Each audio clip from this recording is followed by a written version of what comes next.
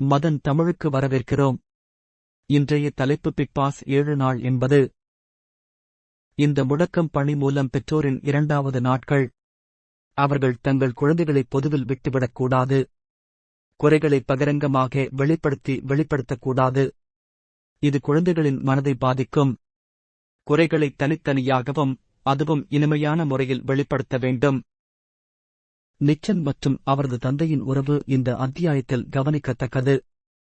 பொதுவாக தந்தைக்கும் மகனுக்கும் இடையிலான உறவு எப்போதும் ஒத்துப்போவதில்லை. தந்தையின் திட்டுதலை வெறுக்கும் குழந்தைகள் ஏராளம். அதுதான் இளமையின் முதிர்ச்சியின்மை. ஆனால் என் அப்பா அவர்களில் ஹீரோவாக இருப்பார். உள்ளுக்குள் அந்த பாசம் இருக்கும். பிள்ளைகள் எதிர்காலத்தில் அப்பாவான பிறகுதான் அப்பாவின் தியாகத்தை உணர்ந்து காலப்போக்கில் கண்ணீர் வடிக்கிறார்கள். அப்படி இல்லாவிட்டாலும் அந்த உறவைப் பேணுபவர்கள் பாக்கியவான்கள். சரி, பிக் பாஸ் வீட்டைப் பார்ப்போம். உங்கள் வீட்டில் இருந்து யார் வருவார்கள் என்று மாயா கேட்கிறாள். அப்பா வரக்கூடாதுன்னு கடவுளை வேண்டிக்கிறேன். மூக்கைக் காட்டாமல் வெளியில் எப்படி இருப்பான்? அது அவருக்கு நல்லா இருக்காது. ரொம்ப நல்லவன். ஒரு முத்தம் கொடு. ஆனா என்னால பேச முடியல. அனைத்து நிச்சன் கூறினார். இல்லை இல்லை, அவர் உங்களைப் பற்றி பெருமைப்படுவார். இந்த நிகழ்ச்சியில் நாங்கள் ஏற்கனவே கலர் பார்த்திருக்கிறோம். உள்ளே வருபவர்கள் கட்டிப்பிடித்து பாசத்தைக் காட்டுவார்கள் என்று மாயா பாசிட்டிவாகச் சொன்னாள்.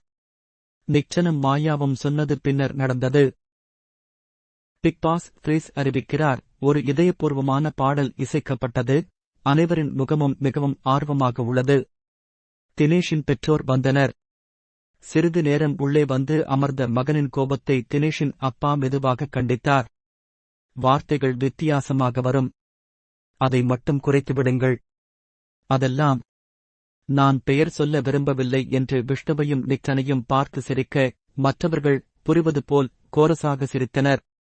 அவர் மாயாபூர்ணிமா கலவையின் நடிப்பைப் பாராட்டினார். மேலும் நிச்சனின் கிண்டலைப் பார்த்தார். ஓய்வு பெற்ற பிறகு சமையல் முழுவதையும் நானே பொறுப்பேற்றுக் கொண்டேன் என்று தினேஷின் அப்பா சொன்னதிலிருந்து பெரியவர்களுக்கு ஒரு நல்ல செய்தி இருந்தது. ஓய்வுக்குப் பிறகு நேரத்தை வீணடிப்பது, யாரும் உங்களை எப்படி மதிக்க மாட்டார்கள் என்ற கவனச்சிதறல்களை ஒதுக்கி வைத்துவிட்டு இதுபோன்ற பணிகளில் ஈடுபட்டால் நாட்கள் உற்சாகமாக கழியும். உற்சாகமாக பேசிய பெற்றோர். ஆராரிராரார். விஜய் விடோட் இன் நான் இங்கே பாடுகிறேன் என்ற டெம்ப்ளேட் பாடல் ஒலித்தது. மணியின் அம்மா வந்தார். ரவீனாவின் முகத்தில் ஸ்பெஷல் பலப் எரிந்தது. தெலுங்கில் மாற்றடியா என வந்தவரை வரவேற்ற பிக் பாஸ் பார்வையாளர்களுக்கு புரியாது. தமிழில் பேசு என்று தெலுங்கில் சொல்வது சுவாரஸ்யமாக உள்ளது. மணியின் அம்மா சத்தம் போட்டு பேசினார். கேப்டன் வந்ததும் தெளிவு பெற்றுவிட்டார் என்று மணியைப் பற்றிச் சொன்னது சரியான அவதானிப்பு. நான் இந்த வாரம் நாமினேஷனில் இருக்கிறேன். நீங்கள் எனக்கு வாக்களிப்பீர்களா? ரவீனா மணியின் அம்மாவை கட்டிப்பிடித்தவாறே, ரவீனாவுக்கு கொடுப்பாயா? விக்ரமுக்கு மணி கேலி செய்தார். இரண்டையும் பிரிப்போம் என்று சாமர்த்தியமாக சொன்னாள் மணியின் அம்மா. அப்படியே போடு என்றார் விக்ரம் உற்சாகமாக. அடுத்ததாக ஷாலாலா கில்லி படத்திலிருந்து. ஷலாலா பாடல் ஒலிக்கும் போது பாடலின் அடிப்படையில் அவர்கள் ரவீனாவின் பெற்றோர் என்பதை அர்ச்சனா யோகிக்கிறார். ஆனால் வந்தது அர்ச்சனாவின் தங்கச்சி அக்ஷயா. மறுபடியும் அக்ஷயா அர்ச்சனா தன் தங்கையை கட்டிப்பிடித்து, என் வாழ்நாளில் இது மட்டும்தான் நீ என்னை முத்தமிட்டாய் என்று பெருமிதம் கொண்டாள். அப்படியானால் வீட்டில் எலியையும் பூனையையும் அடித்துப் போடுவார்கள் போல. சமூக வலைத்தளங்களில் மாயாவை வெறுப்பவர்கள் அதிகம் எனத் தோன்றினாலும் வரும் அனைவரும் மாயாவிடம் நான் உங்கள் தீவிர ரசிகை என்று கூறி வருகின்றனர். சமீபத்திய வாரங்களில் மாயாவின் அமைதியும் நகைச்சுவை உணர்வும் பலரை கவர்ந்துள்ளது. குறிப்பாக ஜீன்ஸ் பாடலுக்கு அவர் நடித்த நகைச்சுவை நடனம் ஹிட் ஆகியுள்ளது. அர்ச்சனாவின் தங்கையும் அதையே சொல்லி மாயாவை பாராட்டினாள். அது வேறு. வெளியில் கோபம் எதுவும் இல்லை இல்லையா என்று கேட்டாள் மாயா. அர்ச்சனாவைப் பற்றி ஏதாவது சொல்லியிருப்பேன். மன்னிக்கவும் மன்னிக்கவும் என்றாள் மாயா. வீடு முழுவதையும் கலகலப்பாக்கிய நிச்சனின் தந்தை. வீட்டில் அடிபட்டு கட்டிப்பிடிக்காத மகனை பிக் பாஸ் வீட்டினரும் அவரது சக போட்டியாளர்களும் மாற்றிவிட்டனர் என்று நிக்சனின் தந்தை கிண்டலாக மீண்டும் கூறினார். அந்த பெருமிதத்தையே நக்குகளும் குத்துக்களும் காதலும் கலந்து சொல்லிக் கொண்டே இருந்தார்.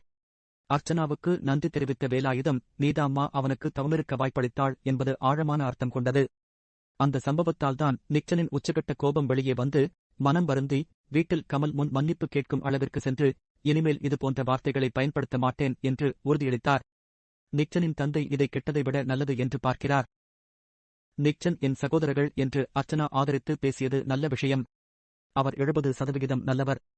ஆனால் மிச்சமிருப்பதை மாற்றுவதற்கு நீங்கள் காரணமாக இருந்தீர்கள் என்றார் நிக்சனின் தந்தை. கருங்கல்ல உள்ளே வந்தாரு.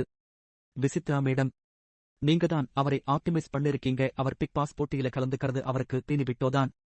இல்ல இல்ல, எனக்குத்தான் தீனிபிக் என்றார் வேலாயுதம். ஒரு உணர்ச்சிகரமான நகைச்சுவை.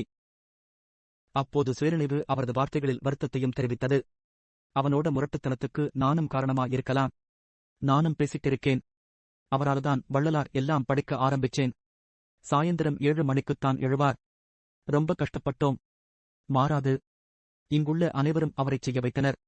நன்றி என்றார். பிக்பாஸ் வீட்டின் அகராதி வார்த்தையே அவருக்கும் ஒட்டிக்கொண்டது போலிருக்கிறது. விஜய், டான்ஸில் ஜெயிக்க பார்த்தாயா? எதுவும் வாங்காவிட்டால் வீட்டில் அப்படித்தான் ஆடுவான். அந்த திறமையை இங்கே பயன்படுத்தினான். அதை வைத்து ஜெயித்துவிட்டான். பிக்பாஸ் குழந்தைக்கு கேப்டன் பதவி கொடுத்தார். அடித்ததற்கு வருந்தவில்லை, மணியையும் ஆப்பு வைத்தேன். இதையெல்லாம் டிவியில் பார்த்து சிரித்து சிரித்து மகிழ்ந்தோம் என்று சொல்லும் வேலாயுதம் அடுத்த ஹைலைட் தருணம் அவர் சொன்னதான். எனக்குத் தெரியாது. நான் பிளாக்லிஸ்டில் இருந்து உங்கள் எண்ணை எடுத்துக்கொள்கிறேன். அது நடந்ததா? நிக்சனுக்கும் அவரது தந்தைக்கும் இடையேயான உறவை பார்க்கும்போது பொல்லாதவன் தனுஷ் நினைவுக்கு வருகிறார். பின்னர் படத்தில் அந்த கசப்பான உறவு தலைகீழாக மாறுகிறது.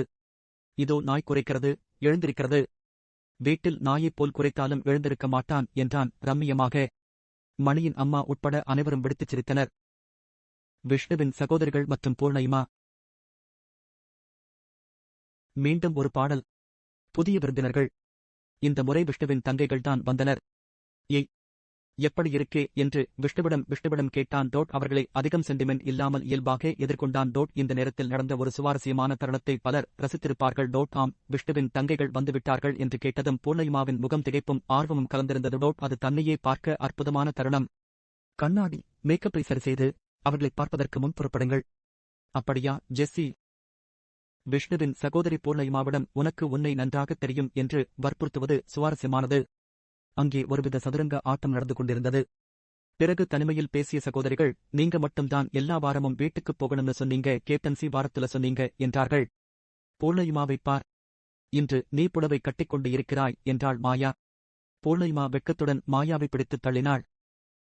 எல்லாரும் சாப்பிட்டுக் கொண்டிருக்கும் போது உங்க அப்பா தனியா இருக்கார், போய் பேசி இருட்டு என்று அர்ச்சனா நிக்சனுக்கு அறிவுரை கூறியது சரிதான். அது கூட இல்லை என்று நிக்சன் வாய்ப்பை தவிர்த்துவிட்டார். தனிமையில் எதையாவது திட்டிவிடுவானோ என்று பயந்தான். நீ சண்டை போடுகிறாய், அப்புறம் நீயும் சேர்ந்து கொள். வெளியில் இருந்து வா. இதுக்கு நாம என்ன சொல்றது? விஷ்ணுவின் சகோதரி ஒரு முக்கியமான குறிப்பு. யாரோ ஒரு சின்ன தப்பு பண்ணுறாரு, நீ போய் அதை அழித்துட்டு இப்பவே போடறேன்னு சொல்லிட்டு பெரிய கோட் போட்டுக்கிட்டு அதையெல்லாம் தவிர்த்திடுங்க. எனக்கு இப்போ நீங்க அதிகமா ஓட்ட வேண்டியதில்லை. யாரேனும் ஒருவர் பக்கம் அதிகம் சாய்ந்து கொள்ளாதீர்கள். அவர்களுடன் அதிக நேரம் செலவிட வேண்டியதில்லை. கூட்டத்தில் இருங்கள் என்று விஷ்ணுவின் சகோதரி எச்சரித்தார். வெளிப்படையாக பூர்ணிமாவை குறிப்பிடுகிறார். சரி சரி என்று வெட்கத்துடன் சிரித்தான் விஷ்ணு. இருவரின் நட்புக்கு நீ போக வேண்டாம் என்பது விஷ்ணுவின் அறிவுரை. நான் விஷ்ணுவைப் பற்றி அதிகம் பேசுவதில்லை என்று வெட்கப் புன்னகையுடன் விஷ்ணுவின் தங்கையிடம் கூறினாள் பூர்ணிமா. அது இங்கே போக நேரமில்லை. வேறு என்ன செய்கிறீர்கள்? விஷ்ணுவின் சகோதரி அதை நுட்பமாக சுட்டிக்காட்டினார். ஆண்களாக இருந்தால் பூங்குத்து என்று அடித்து விடுவார்கள். ஆனால் பெண்கள் தங்கள் மெல்லிய முரண்பாடுகளை வெளிப்படுத்துவதில் மிகவும் நுணுக்கம் உள்ளது. இதைக் கவனிப்பது மிகவும் சுவாரஸ்யமானது. என்ன உன் அக்கா என்னை முறைக்கிறார்கள் என்று பூர்ணிமா வேடிக்கையாக சிணுங்கினாள். அர்ச்சனாவும் ரவீனாவும் ஒரு டாஸ்கில் நடுவர்களாக இருந்தபோது ஏற்பட்ட உரசல்களை அர்ச்சனாவின் தங்கை சுட்டிக்காட்டினார். நான் சொன்னாலும் அவள் சிரிப்பை நிறுத்தவில்லை. நான் விலகி உட்காரவில்லை. சரி, சின்ன பிள்ளைக்கு விட்டுட்டேன் என்றாள் அர்ச்சனா. மொத்த குடும்பமும் கூடி விருப்பமான போட்டியாளரை தேர்ந்தெடுக்கும் நேரம் இது. விஜயை தேர்ந்தெடுப்பது பாதுகாப்பான தேர்வு. அனைவரும் தங்கள் வாழ்த்துக்களை எழுதி விஜய்க்கு பரிசு கொடுத்தனர். அவருக்கு நன்றி கூறினார். இன்றைய புரோமோவில் ரவீனாவை அவரது தாயார் கடுமையாக விமர்சித்ததைக் கண்டு என் மகளிடம் இருந்து விலகியிருக்குமாறு மணி எச்சரித்துள்ளார். அவரது பார்வையில் இது அவசியம். ஆனால் பொது அர்த்தத்தில் இது தவிர்க்கப்பட வேண்டும். என்ன நடக்கிறது என்று பார்ப்போம். பார்த்ததற்கு நன்றி. தயவுசெய்து எங்கள் சேனலுக்கு குழு சேரவும்.